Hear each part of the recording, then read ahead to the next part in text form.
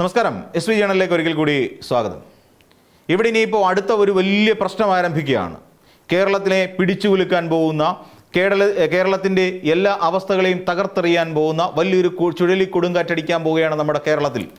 ശക്തമായൊരു ചുഴലിക്കൊടുങ്കാറ്റ്. ആ ചുഴലിക്കൊടുങ്കാറ്റിൽപ്പെട്ട് വൻമരങ്ങൾ പലതും നമ്മുടെ ഇവിടെ കടപുഴകി വീഴുമെന്നുള്ള കാര്യത്തിൽ യാതൊരു സംശയവുമില്ല. അതിനുള്ള പടയൊരുക്കം അങ്ങ് ഡൽഹിയിൽ ആരംഭിച്ചു കഴിഞ്ഞിട്ടുണ്ട് എന്നുള്ള വാർത്തകൾ പുറത്തേക്ക് വരുന്നുണ്ട്. നമുക്കെല്ലാവർക്കും അറിയാം ഇവിടെ ഏതൊക്കെ വൻമരങ്ങളായിരിക്കും. ഇവിടെ നമുക്കറിയാവുന്നതുപോലെ കേരളത്തിൽ നിന്ന് ഒരു പറ്റ നേതാക്കൾ ഇപ്പം തമ്പടിച്ച് ഡൽഹിയിൽ അവിടെ കിടക്കുകയാണ്. അവിടെ നീറ്റ് പരീക്ഷയുമായി ബന്ധപ്പെട്ടുകൊണ്ട് അവിടെ കോക്രോച്ചുകാർ നടത്തിക്കൊണ്ടിരിക്കുന്ന സമരമുണ്ട്. ആ സമരമുഖത്തേക്കൊന്നും എത്തി നോക്കാൻ പോലും ഇവരെ കൊണ്ടാവുന്നില്ല എന്നുള്ളത് വേറൊരു കാര്യം. അപ്പോൾ അവിടെ ഒരാൾ നിരാഹാരം കിടക്കുന്നു. ആ നിരാഹാര പന്തലിലെത്തി അദ്ദേഹത്തെ ഒന്ന് കാണുന്നതിനോ ഐക്യദാർഢ്യം പ്രഖ്യാപിക്കാനോ ഡൽഹിയിൽ കൂടിയിരിക്കുന്ന നമ്മുടെ നേതാക്കന്മാർക്ക് കഴിയില്ല. കാര്യം അവർ കൂടിയിരിക്കുന്ന വേറെ ചില കാര്യങ്ങൾക്കാണ്. ഒരു പ്രതിപക്ഷ നേതാവുണ്ട്, ധർമ്മേന്ദ്ര പ്രധാൻ്റെ കയ്യിലിരിപ്പുകൊണ്ട് നീറ്റ് പരീക്ഷയിൽ ഇത്രയും ഈ പ്രശ്നങ്ങൾ ഉണ്ടായല്ലോ. ഇത്രയും പ്രതിസന്ധികൾ നമ്മുടെ നീറ്റ് പരീക്ഷയുമായി ബന്ധപ്പെട്ട് ഉണ്ടായിട്ട് സമയത്ത് പോലും എവിടെയാണ് നമ്മുടെ പ്രതിപക്ഷ നേതാവ് എന്ന് ചോദിക്കേണ്ടി വരും. പുച്ഛത്തോടെ ചോദിക്കേണ്ടി വരും, വേദനയോടുകൂടി ചോദിക്കേണ്ടി വരുമെന്നേ. അപ്പോഴാണ് കുറേ എണ്ണം ഡൽഹിയിൽ തമ്പടിക്കുന്നത്. നമ്മുടെ ഒരു മുഖ്യമന്ത്രി ഇന്ന് രാത്രിയോടുകൂടി ഡൽഹിയിലെത്തും. എന്താണ് ചർച്ച? ആരായിരിക്കണം KPCC അധ്യക്ഷൻ? ഇതാണ് ചർച്ച. ഇതാണ് വലിയ ചർച്ച നടക്കാൻ പോവുകയാണ്. അവിടെ ഒരാൾ മൃതപ്രായനായി കിടക്കുന്നു. അവിടെ ഇതുവരെ, അതായത് സമരപ്പന്തൽ വരെ പൊളിച്ചു നീക്കുന്നു. അവിടെ ഒരു ഫാസിസം അരങ്ങേറിക്കൊണ്ടിരിക്കുന്നു. പൂർണ്ണാർത്ഥത്തിൽ ഫാസിസം അരങ്ങേറിക്കൊണ്ടിരിക്കുന്നു. ഇതൊന്നിനെക്കുറിച്ചൊന്ന് എന്നൊരു അക്ഷരം മിണ്ടാൻ ഇവർക്കാർക്കും കഴിയുന്നില്ല എന്നുള്ളതാണ് ഏറ്റവും രസകരമായ കാര്യം. പക്ഷേ അവരെ സംബന്ധിച്ചിടത്തോളം KPCC അധ്യക്ഷൻ എന്ന് പറയുന്ന പുതിയൊരാൾ അവിടെ ഉണ്ടാവണം എന്നുള്ളതാണ് അവർ ചിന്തിക്കുന്നത്. ഇവിടുത്തെ രാഹുൽ ഗാന്ധി എന്ന് പറയുന്ന ഒരു നേതാവിനെ കണ്ടിട്ട് കൂടിയില്ല കുറേ കാലമായി. അവർക്ക് പുള്ളി എവിടെയാണെന്ന് പോലും അറിയില്ല. ഇവിടെ കേരളത്തിൽ അങ്ങേരുടെ അല്ലെങ്കിൽ അദ്ദേഹത്തിൻ്റെ സഹോദരിയുടെ സ്വന്തം മണ്ഡലത്തിൽ വയനാടിൽ കള്ളാടി എന്ന് പറയുന്ന സ്ഥലത്ത് 7ഓളം പേരും മരണപ്പെട്ടു. എവിടെ രാഹുൽ ഗാന്ധി? ഇടയ്ക്ക് സിദ്ദിഖ് പറയുന്നത് കേട്ടു, ഓൺലൈനായിട്ട് ഇവിടുത്തെ രക്ഷാപ്രവർത്തനങ്ങളെ ഏകോപിപ്പിക്കുകയായിരുന്നു പ്രിയങ്ക ഗാന്ധി ചെയ്തതെന്ന്. ഉണ്ടയാണ്. അതൊന്നും അല്ല പ്രിയങ്ക ഗാന്ധി ഒരു ചുക്കും ചെയ്തിട്ടില്ലെന്നേ. കുറേ കൂടെ കഴിയുമ്പോൾ കുട കൊടുത്തു വിടും. ഇനി അധികം മഴ പെയ്താൽ നിങ്ങൾ ഈ കുടയും പിടിച്ചുകൊണ്ട് നടന്നു എന്ന് പറഞ്ഞിട്ട് അവിടെയുള്ള ആൾക്കാർക്ക് പഞ്ചായത്തിന് 1 എന്നുള്ള കണക്കിൽ ഈ പറയുന്ന പ്രിയങ്ക ഗാന്ധി കുട ഇറക്കുമതി ചെയ്യും. അതാണല്ലോ പറഞ്ഞ ഈ ടവേർഡ് അംബ്രല്ല എന്ന് പറഞ്ഞത് ആര്? സിദ്ദിഖ്. അപ്പോൾ ഇവരെ കൊണ്ട് നമ്മുടെ സംസ്ഥാനത്തിന് ഒരു പ്രയോജനവുമില്ല. അപ്പോൾ അതിനിടയ്ക്കാണ് ഇവിടെ നമുക്ക് KPCC അധ്യക്ഷനെ തീരുമാനിക്കുക. കുറേ പേര് കുപ്പായം ഇരിക്കുന്നുണ്ടെന്നേ. നമുക്കറിയാവുന്ന പോലെ ഏറ്റവും പ്രധാനി കൊടിക്കുന്നിൽ സുരേഷുണ്ട്, ഹൈബീഡനുണ്ട് എന്ന് വേണ്ട സകലമാന ആൾക്കാരും ഇതിനു വേണ്ടിയിട്ട് തയ്യാറായിരിക്കുക. എനിക്ക് KPCC അധ്യക്ഷനാവണം. അപ്പോൾ ഇവിടെ ജാതി സമവാക്യങ്ങൾ നോക്കണം. ഇപ്പോൾ ജാതി സമവാക്യങ്ങൾക്കപ്പുറത്ത് വേറെ ചില സമവാക്യങ്ങൾ കൂടെ പ്രാധാന്യമുണ്ട്. എന്തുകൊണ്ടാണ്? നമുക്കറിയാം 64-ലധികം, അതായത് ഭൂരിപക്ഷത്തോളവും വരുന്ന MLA മാർ ആരുടെ പക്ഷമാണ്? ഭൂരിപക്ഷത്തോളവും വരുന്ന മന്ത്രിമാർ ആരുടെ പക്ഷമാണ്? ഒന്നും നോക്കണ്ട, KC വേണുഗോപാലിൻ്റെ പക്ഷമാണ്.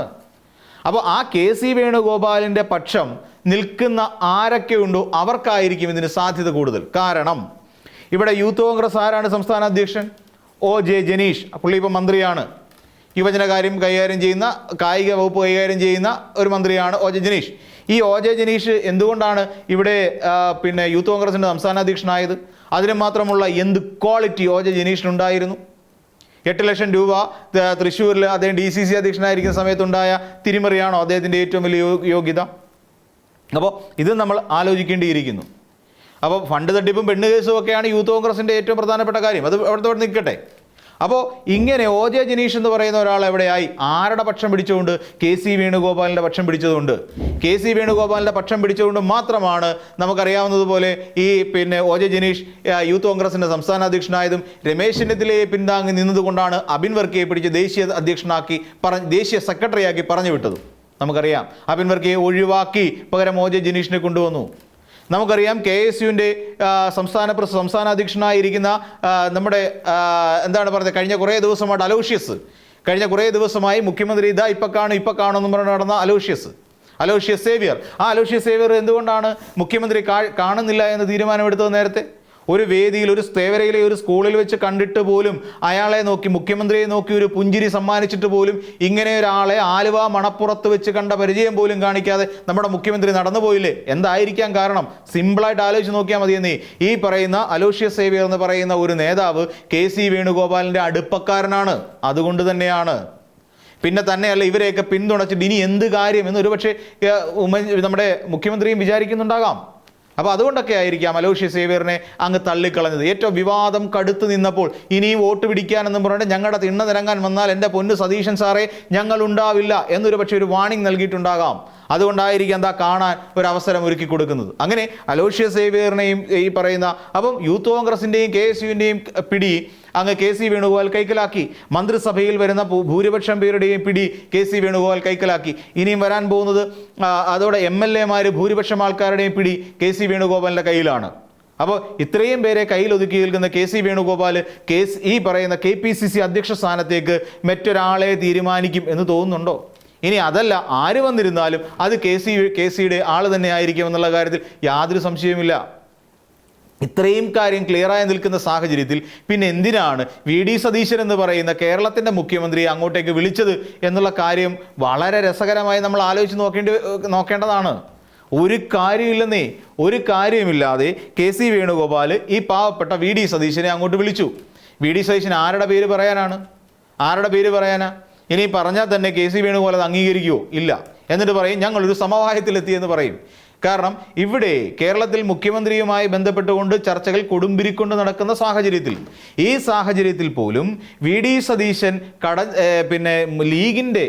ലീഗിൻ്റെ താല്പര്യപ്രകാരവും ജമാഅത്തെ ഇസ്ലാമി അതായത് ന്യൂനപക്ഷ താല്പര്യപ്രകാരമാണ് മുഖ്യമന്ത്രി ആയതെന്ന് ഈ നാട്ടിലെ ഏത് കൊച്ചു കുഞ്ഞിനും അറിയാം. അല്ലാതെ ഹൈക്കമാൻഡിൻ്റെ ഐക്യകണ്ഠേനയുള്ള തീരുമാനമല്ല, കേരളത്തിലെ MLA തീരുമാനമല്ല. കേരളത്തിലെ ഭൂരിപക്ഷം വരുന്ന MLA ഈ പറയുന്ന KC വേണുഗോപാലിൻ്റെ പേരായിരുന്നു അന്ന് ഇവിടെ നിരീക്ഷകരായി വന്നവരുടെ മുമ്പിൽ സമർപ്പിച്ചത്.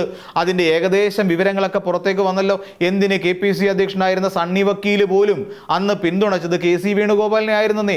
അപ്പോൾ നമുക്ക് ഏറെക്കുറെ മനസ്സിലായി കേരളത്തിലുള്ള ബഹുഭൂരിപക്ഷം വരുന്ന MLA ഇന്ന് മന്ത്രിസഭയിലിരിക്കുന്ന ഒട്ടുമിക്ക ആളുകളും പിന്തുണയ്ക്കുന്നത് KC വേണുഗോപാലിനെ തന്നെയാണ്. അപ്പോൾ ഇനിയും ഒരു KPCC അധ്യക്ഷനായിട്ട് നിയമനം നടക്കുകയാണെങ്കിൽ വെറുതെ VD സതീശനെ ഡൽഹി വരെ ഫ്ലൈറ്റ് കൊടുത്ത് ചാർട്ടേഡ് അല്ല കേട്ടോ, ഫ്ലൈറ്റിലാക്കി അവിടെ എത്തിക്കുകയും കാര്യങ്ങളൊക്കെ സംസാരിച്ചിട്ട് ഏറ്റവും ഒടുവിൽ VD സതീശന് എതിരായിട്ട് ഒരു പാര ഇവിടെ പണിയുമെന്നുള്ള കാര്യം തീർച്ചയാണ്.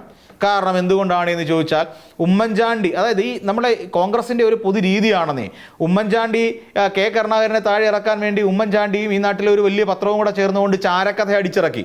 ആ ചാരക്കഥ വിശ്വസിച്ചുകൊണ്ട് ഏറ്റവും അവസാനം പണി കിട്ടി നമ്പിനാരായണൻ കുറേ കാലം ജയിലിനകത്ത് ആകുന്ന ഒരു അവസ്ഥ വരെ ഉണ്ടായി. ഒരു ശാസ്ത്രജ്ഞനാണെന്നേ.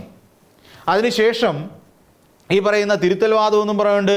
പിന്നെ നമുക്കറിയാം ഇവിടെ ആരൊക്കെയാണ് തിരുത്തൽവാദം, രമേശ് ചെന്നിത്തല ഉൾപ്പെടെ അതിൻ്റെ പിന്നാലെ ഇറങ്ങി തിരിച്ചില്ലേ, G കാർത്തികേയൻ ഉണ്ടായിരുന്നു.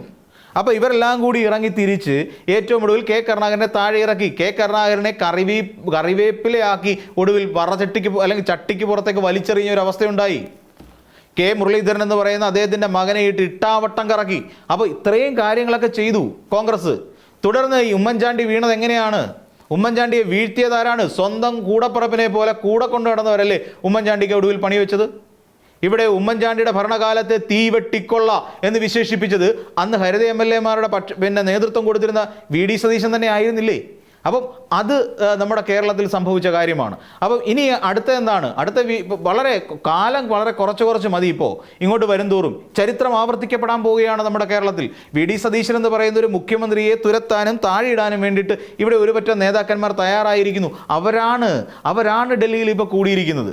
അപ്പോൾ ഇവിടെ ഉണ്ടാകുന്ന KPCC അധ്യക്ഷൻ തീർത്തും ഈ പറയുന്ന VD സതീശനെ വളഞ്ഞിട്ട് ആക്രമിക്കാൻ തക്ക ശേഷിയുള്ളവരായിരിക്കും. അതിനുവേണ്ട നല്ല ശക്തമായൊരു പവർ ഗ്രൂപ്പ് കൂടി ഇനി കോൺഗ്രസിനകത്ത് ഉണ്ടാകും എന്നുള്ള കാര്യം ഇതോടുകൂടി തീർച്ചയായിരിക്കുന്നു. അപ്പോൾ മറ്റൊരു വീഡിയോയുമായി നമുക്ക് വീണ്ടും കാണാം.